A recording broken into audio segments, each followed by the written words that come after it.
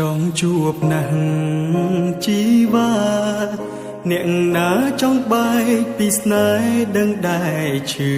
ចាប់ដូចគ្នាខ្ទមដួងចិត្តខ្ទង់ពាក្យមិនដឹងបកស្រាយបែបណាឲ្យស្ងួនទប់ចិត្តការពិតគឺបងត្រូវបែកពីអូនគេជំទាស់មិនឲ្យជួបគ្នាមីមេ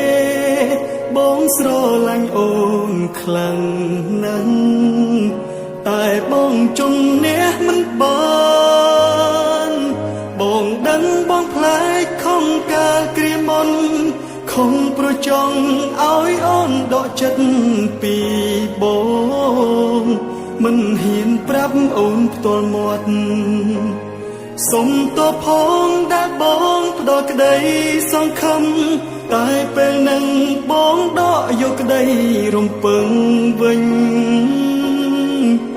ឲ្យចិត្តនំខ្ទមតោម្នេញឈឺចាប់ខ្លាំង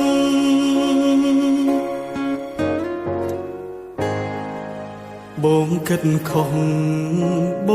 ងល្ងងអូនធ្លាប់សំបងបែកគ្នាព្រោះអូនដឹងមុន